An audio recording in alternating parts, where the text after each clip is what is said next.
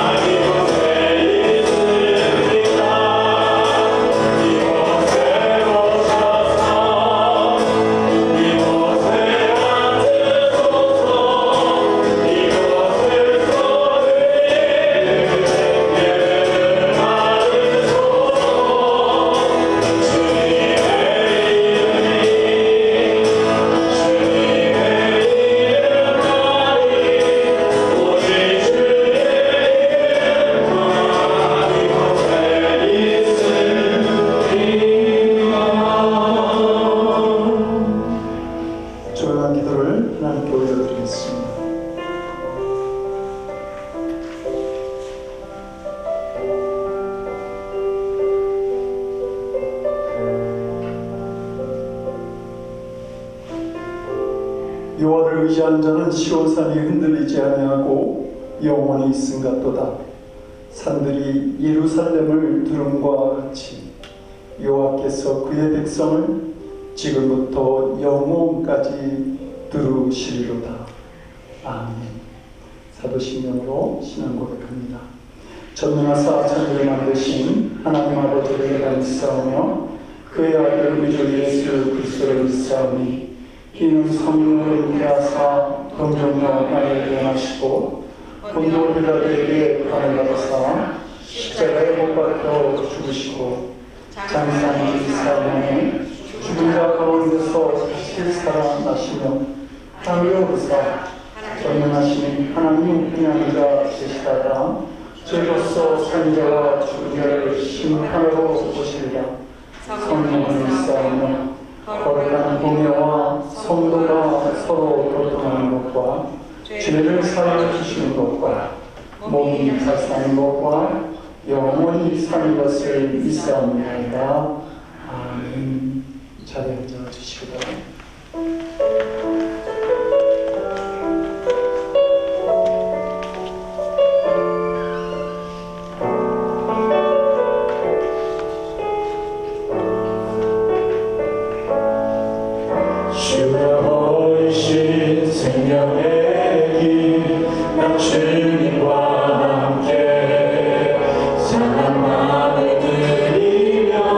주님 앞에 하리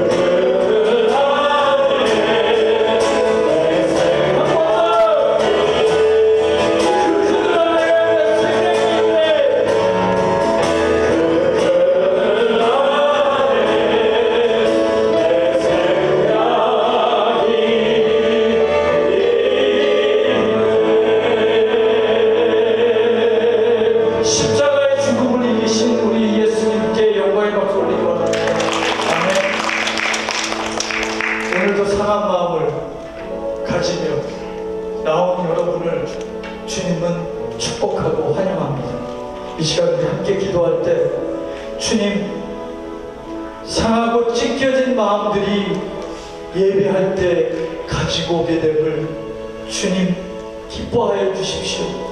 이 마음을 주님 앞에 드릴 때 나는 죽고 예수가 사는 놀라운 예배의 감격이 살아나게 하십시오.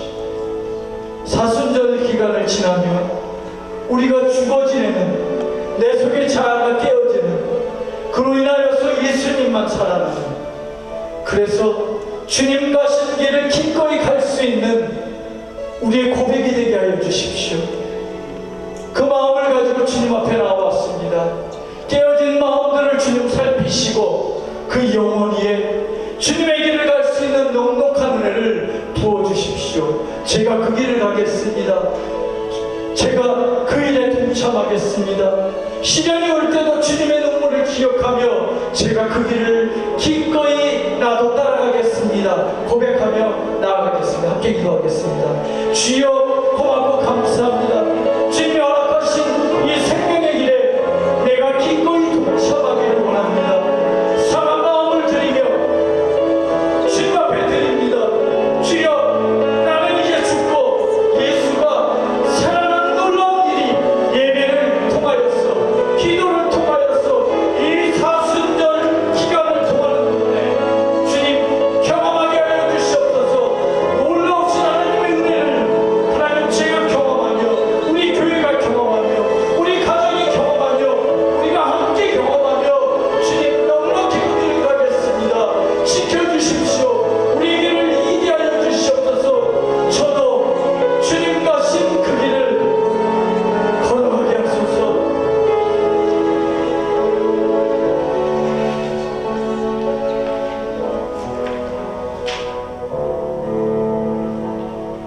할렐루야. 사랑하나 충만하신 아버지, 오늘 먼저 주전에 나와 아버지께 이 벅찬 이 감사함으로 먼저 기도를 드리게 하여 주시면 감사합니다.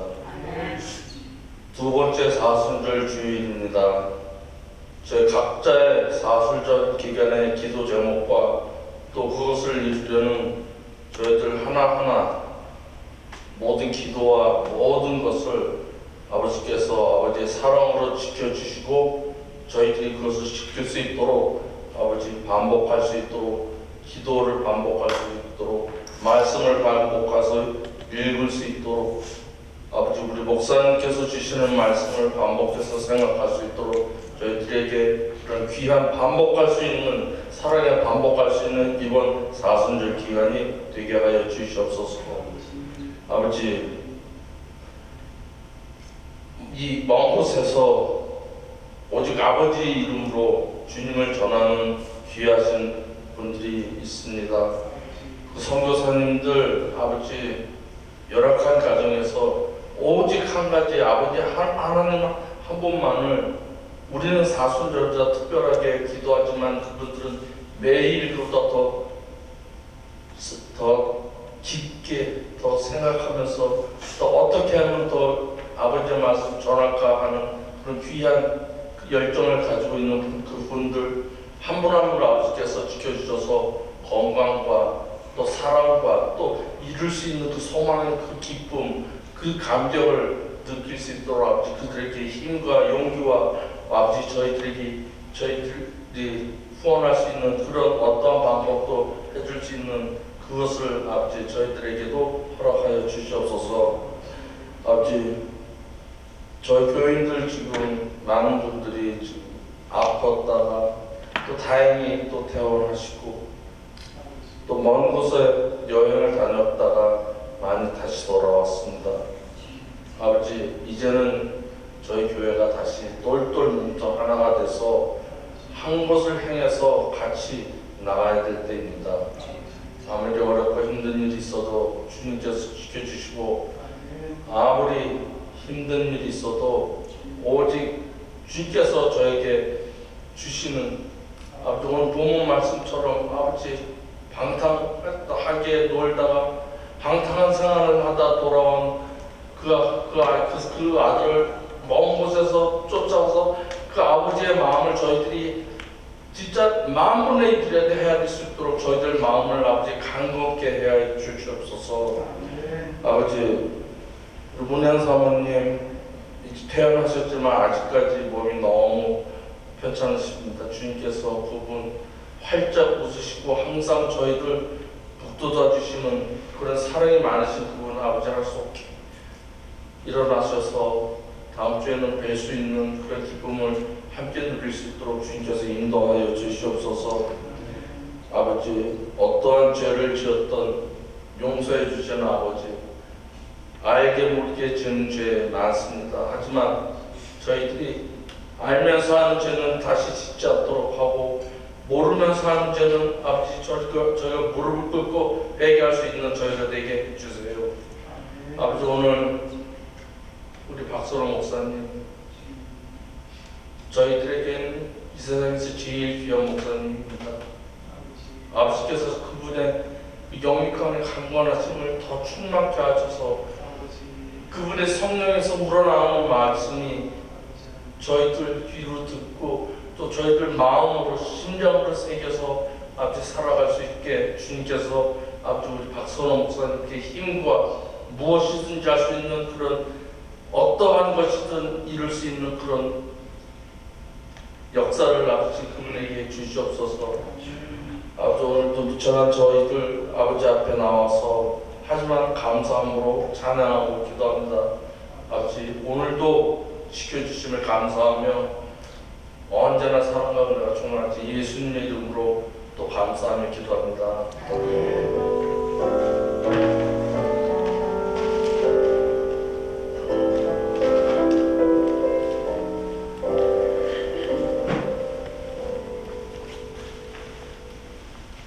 오늘 우리에게 주신 하나님의 말씀을 같이 봅니다. 누가복음 15장 20절에서 24절까지의 말씀. 누가복음 15장 20절에서 24절까지의 말씀 나눠 교독하고 24절은 또 하겠습니다. 이에 일어나서 아버지께로 돌아가니라. 아직도 거리가 먼데 아버지가 그를 보고 주군이 여겨 달려가 목을 안고 입을 맞추니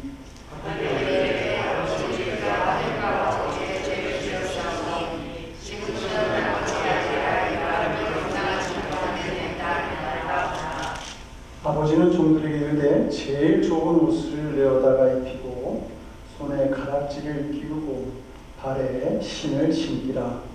그리고 살찐 송아지를 끌어다가 잡으라. 우리가 보고 지키라. 이 내 아들은 죽었다가 다시 살아났으며 내가 죽었다가 다시 얻어먹었으니 그들이 죽어보려 하다가. 아멘.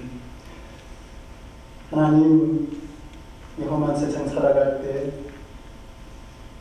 하나님께서 우리에게 주신 말씀을 통해서 위로와 힘을 얻게 하시고 가야 될 삶의 방향을 정할 수 있게 하시니 하나님 감사를 드립니다.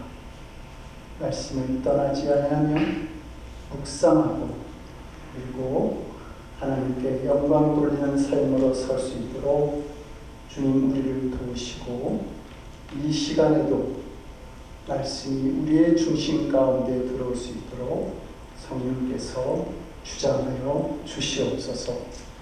감사드렸고 예수님 이름으로 기도드립니다. 아멘. 성도 여러분, 하나님께서 정말 나를 사랑하실까라고 하는 이 질문을 여러분들이 받게 된다면 여러분들은 하나님은 나를 사랑하십니다. 정말 사랑하십니다. 라고 분명하게 답을 하실 수 있는지요? 아니면 지금 내가 처한 형편, 이 어려운 처지와 형편, 불행한 환경을 보면서 나를 사랑하시는 하나님의 사랑에 대한 확신을 가지고 있지 못하거나 아니면 자신의 죄, 또 자신의 부족한, 신앙적으로 부족한 모습을 보면서 나는 그 사랑을 받을 자격이 없습니다. 이렇게 대답하고 있지는 않은지요. 우리가 본문 말씀이 포함된 누가복음 15장에는 우리 하나님의 마음을 알 수 있는 아주 유명한 세 가지 비유의 말씀이 있습니다. 첫 번째 비유는 잃어버린 양 한 마리에 관한 비유죠. 어떤 목자가 100마리의 양 중에 한 마리의 양을 잃어버렸습니다. 그래서 91마리를 들판에 버려두고 그리고 잃어버린 양 한 마리를 찾으러 가서 그 양을 찾게 되죠. 그리고 그 잃어버린 양을 찾고 돌아오게 되자 그 기쁨이 커서 동네 사람들 다 불러 모아서 잔치를 벌입니다. 두 번째는 잃어버렸던 한 드라크마를 찾은 여인에 관한 비유인데 이 비유의 내용을 성경 그대로 이렇게 옮기면 이렇습니다. 어떤 여자가 10드라크마가 있는데 하나를 잃으면 등불을 켜고 집을 쓸며 찾아내기까지 부지런히 찾지 않으겠느냐. 또 찾아낸즉 겉과 이웃을 불러 모으고 말하되 나와 함께 죽이자 잃은 드라크마를 찾아내오노라 하리라. 내가 너에게 이르노니 이와 같이 죄인 한 사람이 회개하면 하나님의 사자들 앞에 기쁨이 되느니라. 한 사람의 구원이 하나님 앞에 큰 기쁨이 된다는 말입니다. 그것은 그 영혼을 하나님께서 크게 사랑하시기 때문이죠. 한 마리 양을 찾는 것보다 한 드라크마를 찾는 것보다 참지 않은 비용이 더 들어갈 수 있을 것입니다. 우리는 그것을 낭비하는 것이다 이렇게 생각할 수 있겠지만 우리를 향한 하나님의 사랑은 너무 크기 때문에 그 모든 것을 아까워하지 않고 기쁨으로 감당하시는 것이죠. 그러나 안타깝게도 많은 성도들이 하나님의 사랑을 실제로 경험하지 못합니다. 어느 누군가 성경을 들어서 이렇게 흔들어 보면 그 성경에서 붉은 피가 뚝뚝 떨어지는 것을 보게 될 것이다 이런 말을 했습니다. 그 떨어지는 피가 누구의 피입니까? 예수 그리스도의 피겠죠. 근데 그 예수 그리스도의 피가 뭡니까?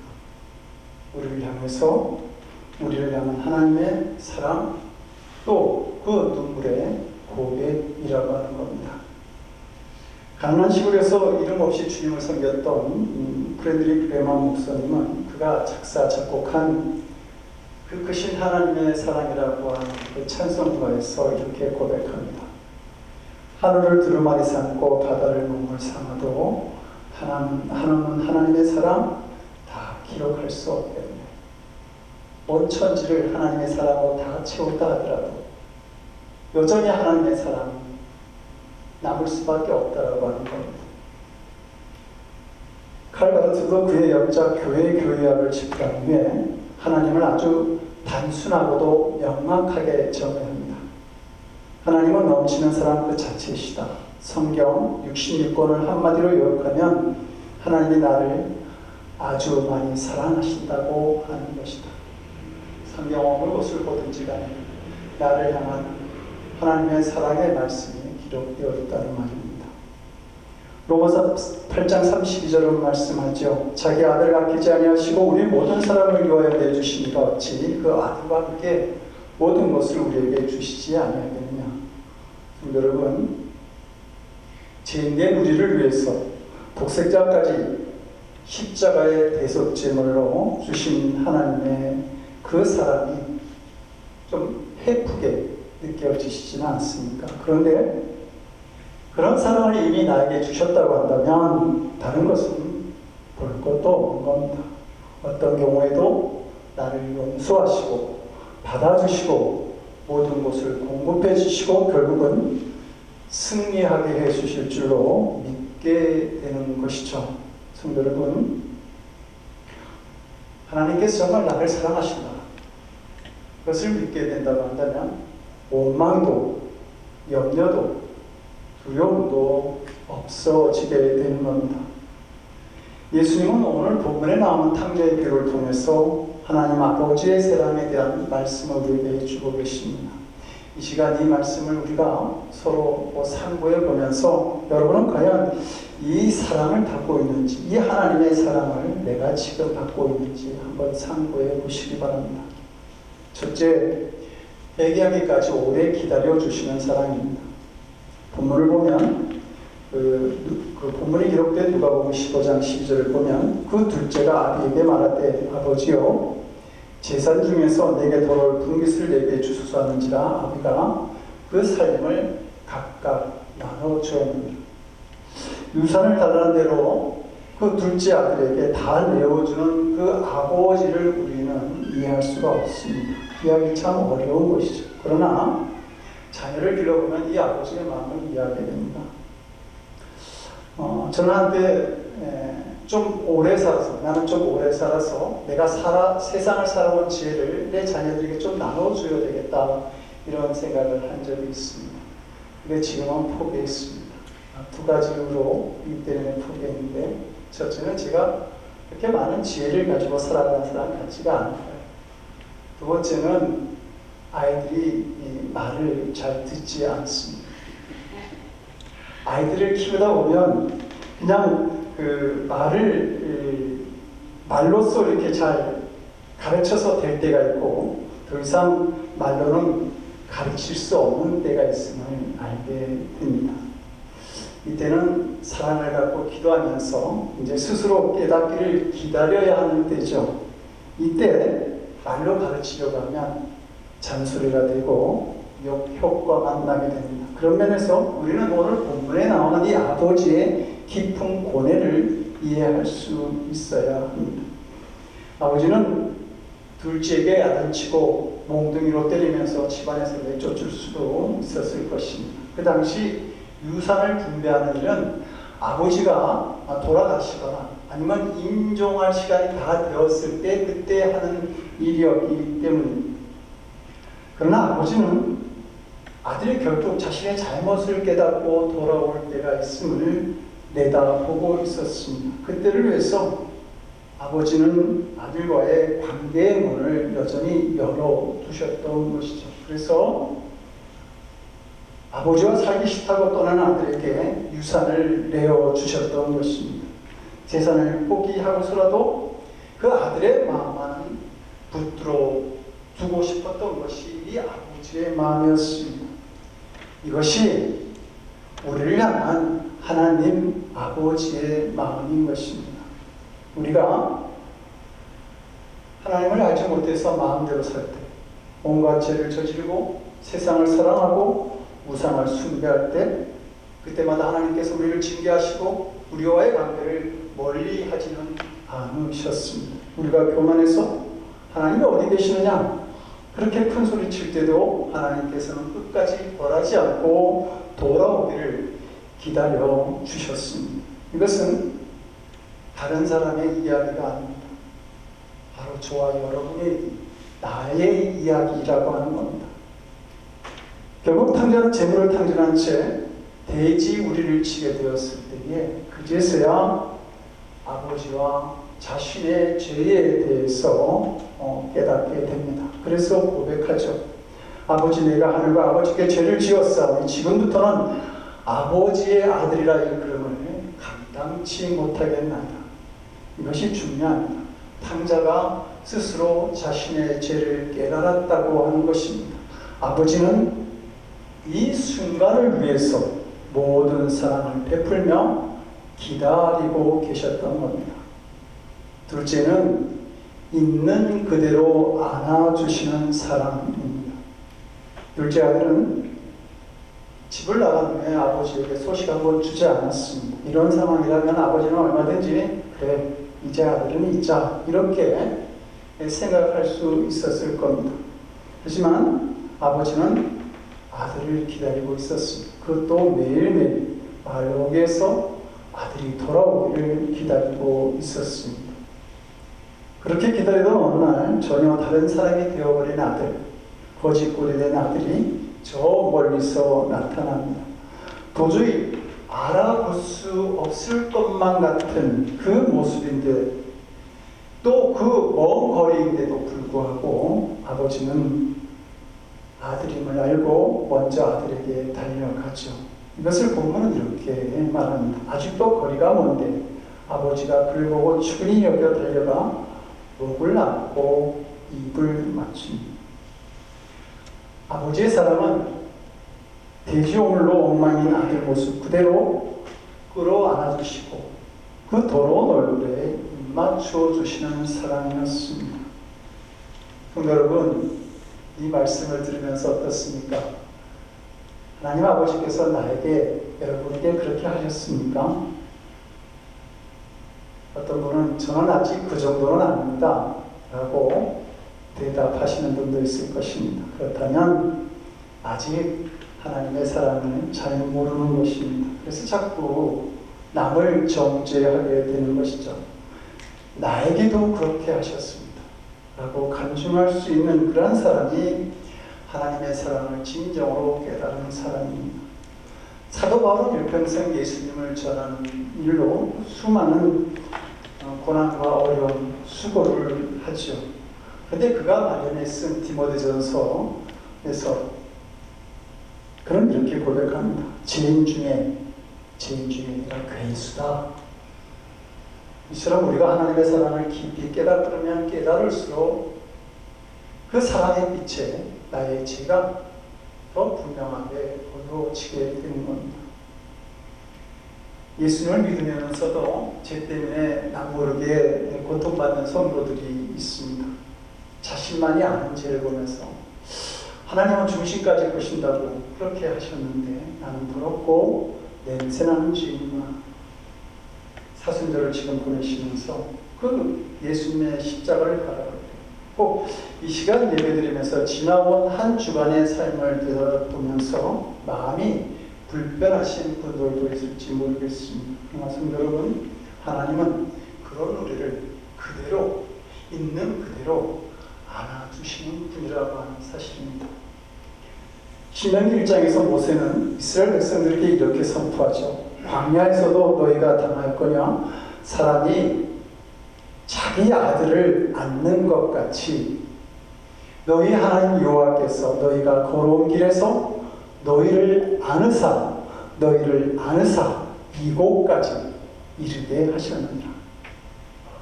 이 말씀은 광야 생활 40년 생활이 거의 끝날 즈음에 주신 말씀입니다. 지난 40년에 광야 생활을 하는 동안 이스라엘 백성들이 얼마나 많이 불평하고 원망하고 타협을 부리고 하나님을 불신하였습니다. 그 속에서 그들이 수없이 범죄하였지만 하나님은 그 백성들을, 이스라엘 백성들을 안으시고 가나안 땅까지 이르게 하셨던 것입니다. 우리 하나님은 우리를 안아주시는 분이십니다. 우리가 광야 같은 세상에서 힘들고 지친 모습으로 살아갈 때 우리를 안아주십니다. 광야 같은 세상에서 어디로 가야 할지 우리가 모르고 있을 그때에 하나님께서는 우리를 안아주시고 우리가 있어야 할 그곳까지 우리를 인도해 주시는 분이십니다. 때로는 하나님을 멀리 떠나 세상의 것을 즐기다가 모든 것을 잃어버리고 돌아올 때도 우리 아버지 되신 하나님은 우리를 책망하지 않으시고 있는 그대로 우리를 안아주시는 분임을 우리가 믿어야 할 것입니다. 있는 그대로 우리는 용납받는 것이죠. 그래서 우리는 찬송할 수 있습니다. 내 모습 이대로 주 받으옵소서, 나를 위해 돌아가신 주 날 받으옵소서라고 말입니다. 하나님은 우리를 있는 그대로 안아주십니다. 그것을 느껴볼 수 있기를 기도합니다. 교도소에서 출소한 빈부가 고향 집으로 갑니다. 그리고 아내에게 편지를 보내죠. 만약 지금도 나를 받아들일 수 있다고 한다면 집 앞에 있는 참나무 가지에 노란 손수건 하나를 걸어주시기 바랍니다.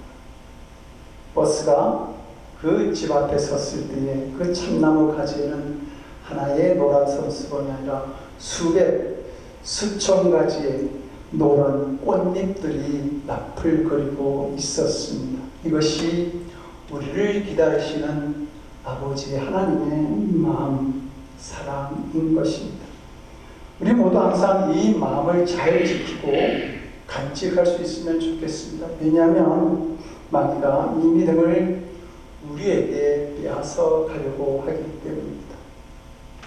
세 번째로 우리를 깨끗이 씻기시고 잔치 자리로 인도하여 주시는 사랑입니다. 성도 여러분들은 어떤지 모르겠습니다. 하나님께서 여러분들을 기다리시고 또 안아주셨으니 정말 다행이다, 이렇게 생각하고 모든 일이 끝난 것처럼 하나님의 사랑을 그 자리에서 멈추시겠습니까? 우리는 아버지가 둘째 아들에게 한 그 다음 일들을 보아야 합니다. 아버지는 돼지 냄새 나는 그 아들을 그대로 안고 더러운 얼굴에 입 맞추고 언제까지 그냥 그대로만 있지 않으셨습니다. 아버지는 아들을 씻기시고 새 옷을 입히고 가락지를 띄우고 신발을 신겨주며 송아지를 잡아 잔치를 베푸셨습니다. 성도 여러분, 많은 성도들이 예수님을 믿어서 죄 사함을 받았는데 잔치를 경험하지 못한 채, 그 잔치의 기쁨을 경험하지 못한 채 신앙생활하는 성도들이 있습니다. 왜냐하면 많은 성도들이 우리를 씻겨주시는,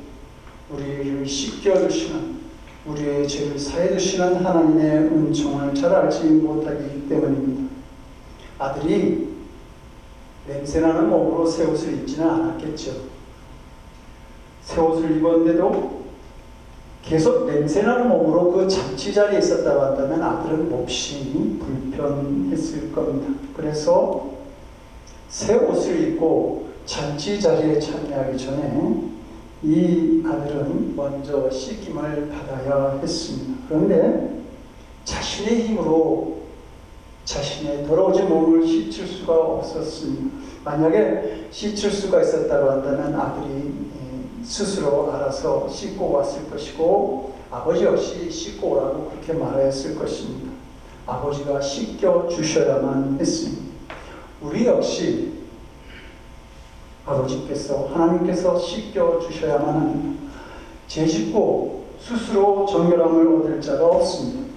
하나님께서 보혈로 씻겨 주셔야만 하는 것이죠. 이 씻김을 받는 것이 은혜이며 이 씻김의 은혜가 바로 십자가의 보혈로 이루어지는 것입니다.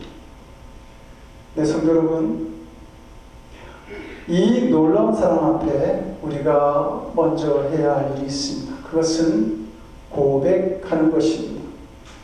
아들은 항상 기다려주시고 냄새나는 자신을 안아주시는 이런 아버지의 모습을 보면서 너무 놀랍니다. 자기에게 본을 내어야만 마땅한 아버지가 이런 행동을 하는 것을 이해할 수가 없었습니다. 그래서 둘째 아들은 자기 죄를 고백하죠. 본문 말씀을 보면 이 아들은 차마 아들이 돌아왔습니다, 이렇게 얘기할 수가 없어서 지금부터는 아들이라 일컬음을 감당치 못하겠습니다. 그저 품꾼의 하나로 여겨주십시오라고 고백합니다. 아버지가 돌아온 아들에게 제일 먼저 원했던 것은 고백입니다. 그러나 고백이 안 되는 성도들이 많이 있죠. 다른 사람을 비난하는 것에 대해서 괴로워하는 성도들이 있습니다. 어때요? 소심하게 느껴지십니까? 죄를 애통하는 것, 그러나 죄를 애통하는 것은 너무도 귀한 것입니다. 같은 죄를 짓고도 무감각한 사람도 많이 있고 남을 비판하는 것보다 더 심한 죄를 지었을지라도 전혀 애통해하지 않는 사람들이 있습니다. 그러나 죄에 대해서, 내가 지은 죄에 대해서 애통해하는 것, 그것이 하나님께서 우리에게 요구하시는 전부라고 하는 겁니다. 많은 성도들이 죄를 짓고도 죄책감도 고통도 회개의 눈물도 없습니다. 무서울 정도로 덤덤하게 지냅니다. 회개 없이 하루, 한 주간, 한 달을 그냥 보냅니다. 그렇다고 해서 죄가 저절로 사라지는가? 그렇지 않다라고 하는 것이죠. 고백할 수 있어야 합니다. 문제는 진정한 회개인가 하는 것입니다. 진정한 회개란 다시는 죄를 짓지 않는 것, 그것이 아닙니다. 죄인이요, 한계를 가진 우리 인간에게 그런 것까지는 기대할 수는 없겠죠. 진정한 회개는 다시는 죄를 짓지 않겠다고 다짐하고 매 순간마다 결단하는 것이 죄를 묘하고 진정으로 아버지께 하나님께 돌아오고자 날마다 노력하는 것입니다. 요한일서 1장 9절은 이렇게 말씀하죠. 아니 우리가 우리 죄를 자복하면 저는 미쁘시고 의로운 분이시라. 우리 죄를 사하시며 모든 불의에서 우리를 깨끗하게 하실 것이다. 성도 여러분, 요즘 여러분을 씻으시고 깨끗게 하시는 하나님 아버지의 손길을 느껴보신 적이 있습니까? 우리가 회개할 때 그때 아버지는 씻기고 좋은 옷으로 갈아입히고 가락지를 끼워주십니다. 그래서 본문도 말씀하는 것이죠. 아버지는 종들에게 이르되 제일 좋은 옷을 여다가 입히고 손에 가락지를 끼우고 발에 신을 신기라. 아들이 집에 돌아왔을 때 아버지가 이렇게 외치죠. 이 내 아들은 죽었다가 다시 살아났으며 내가 잃었다가 다시 얻었노라. 여러분, 아버지를 떠난 자식은 죽은 것과 마찬가지입니다. 우리 인간이 다 그러합니다. 하나님을 멀리 떠나 있는 것, 그게 바로 죽음입니다. 육신은 멀쩡히 살아있는데 죽은 것과 마찬가지인 것이죠. 영적인 죽음 속에 살아가는 것입니다. 에덴 동산에서 하나님과 멀어진 아담과 하와의 모습이 이렇지 않습니까? 죄로 인해서 하나님과 멀어진 그들에게는 만족도 행복도 찾아볼 수가 없습니다. 겉으로는 잠시 잘 되는 것 같은데 결국은 망하고 맙니다. 성공한 것 같은데 인생의 허망을 느끼게 되는 것이죠. 행복은 우리 안에 있지 않고 하나님과 함께 있을 때 행복이 있다고 말한 파스칼은 이렇게 공고합니다. 인간의 마음속에는 커다란 구멍이 뚫어져 있다. 그 구멍은 세상적인 쾌락이나 물질이나 명예나 권세로 채울 수 없다. 그럴 경우 오히려 실망과 불만족, 허무함만이 남게 된다. 오직 그 구멍을 채울 수 있는 것은 끝없이 부어주시는 끝없이 어느 자리에서 우리와 함께 하시고 경험하게 하시고 부어주시는 그리스도의 사랑이다. 이것을 전도서는 이렇게 말하죠. 하나님의 모든 것을 지으시되 때를 따라 아름답게 하셨고 또 사람들에게 영혼을 사모하는 마음을 주셨느니라. 영혼을 사모하는 마음, 그것이 인간의 마음속에 하나의 구멍처럼 남아있다고 하는 겁니다. 이것을 무엇으로 채울 것인가? 그것을 채울 수 있는 것은 그리스도의 사랑밖에 없다고 하는 것이죠.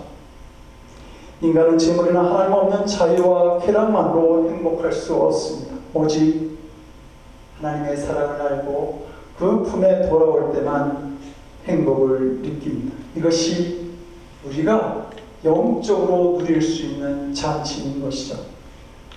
바울은 로마서 5장 8절에서 하나님의 사랑을 이렇게 중가합니다. 우리가 아직 죄인 되었을 때에 그리스도께서 우리를 위하여 죽으심으로 하나님께서 우리에 대한 자기의 사랑을 확증하셨느니라. 하나님은 아직 우리가 추하고 더러운 죄 가운데 있을지라도 돌아오기만 하면 얼마든지 받아주시고 안아주십니다. 우리가 그것을 할 수 있는 것은 바로 우리를 위해서 자신의 독생자를 우리에게 허락하신 아버지의 하나님의 사랑을 보기 때문에 그것이 바로 십자가 사랑이라고 하는 겁니다. 그 사랑이 있기에 우리는 인생의 어떠한 상황이 닥쳐도 승리의 확신을 우리는 가질 수 있습니다. 십자가의 은혜로 나에게 찾아오신 하나님의 사랑을 성도 여러분들 의심하지 않기를 원합니다. 지금도 나를 사랑하시고 놀라운 은혜로 함께하기를 원하시는 하나님의 사랑을 믿고 의지하며 우리의 삶을 경주할 수 있기를 바랍니다. 그 하나님의 사랑에 만족과 평안, 기쁨이 있습니다. 그 사랑 안에서는 어떠한 인생의 어려움과 괴로움 속에서도 이길 수 있는 자가 되는 것입니다. 어떤 상황 속에 있을지라도 하나님의 사랑 안에 거하기를 원하는 그러한 성도들이 되어서 이 세상이 줄 수 없는 평안과 능력을 가지고 살아갈 수 있는 우리 모두가 될 수 있기를 주님의 이름으로 간절히 축원드립니다. 기도하시겠습니다. 죄 많은 저에게 놀라운 십자가의 사랑으로 찾아오신 하나님, 우리가 그 하나님의 사랑을 깨닫는 자들이 되기를 원합니다. 주님, 우리가 그 하나님의 사랑을 기뻐하며 우리의 죄를 고백함으로 주가 베푸신 잔치 자리에 참여하는 은혜를 저희들에게 허락하여 주시옵소서. 그 주님이 베푸신 잔치 자리에서 하나님, 이 죄 많은 세상에서 능히 주께서 주시는 평안을 누리며 이 세상을 이기며 살아나가는 하나님의 자녀된 삶을 살아가도록 주여 역사하여 주시옵소서. 이제는 우리 주 예수 그리스도를 만들어 간절히 기도드려옵나이다. 아멘. 다같이 찬송가 304장 찬송하시고 3절을 일어나서 찬양하시겠습니다.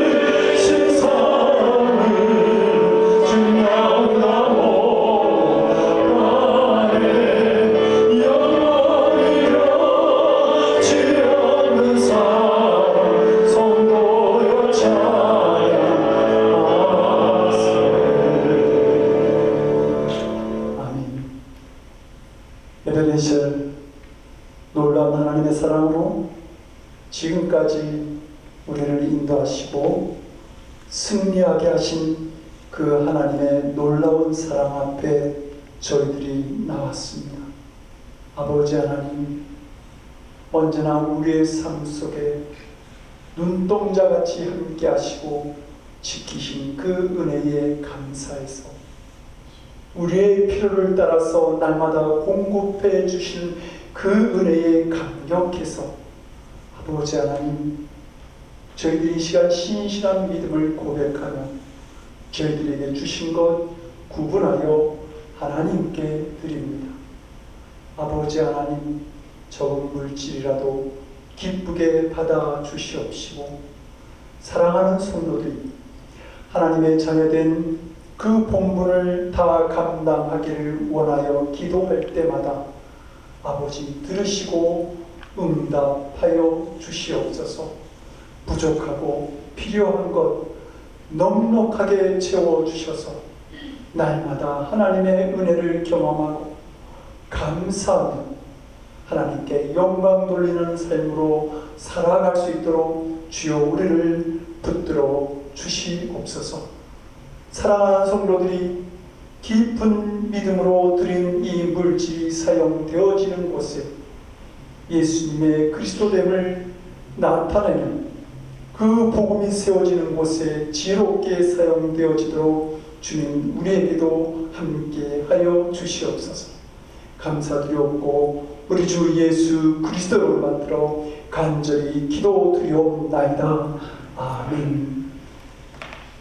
앉아주시기 바랍니다. 불소식 알려드리겠습니다. 우리 김선웅 목사님이 기도하셨던 것처럼 문혜원 사모님 어제 퇴원하셨습니다. 그 몸의 온도가 내려가지 않아서 좀 고생하셨는데 다행히 몸이 온도가 좀 내려가서 퇴원하시게 되었는데요. 계속적인 기도해 주시기 바랍니다. 그리고 우리 미얀마 박정수 선교사님 퇴원하시고 얼마 안 됐는데 그 몸으로 다시 미얀마로 돌아가셨습니다. 그래서 선교 사역 감당하시는데 잘 감당할 수 있게 해달라고 기도 부탁해 오셨습니다. 여러분 수술된 그 몸이 잘 회복되어서 좋은 사역 감당할 수 있도록 또한 함께 기도해 주시기 바랍니다. 예배 후에 리더그룹 모임이 있습니다. 다음 주 말씀은 그 미주지방 감리사로 수고하시는 김한준 목사님께서 오셔서 말씀을 전해 주시겠습니다. 그리고 예배를 마치면 그 김한준 감리사님 주재하에 거담 가입 구역회를 하도록 하겠습니다. 금주는 우리 박연복, 박경수 권사님 가정입니다. 두 분의 건강과 믿음을 위해서 또 자녀들의 평안을 위해서 함께 기도해 주시기 바랍니다. 이제 다 같이 나셔서 주기도문 찬양하시고 축도로 예배를 마치겠습니다.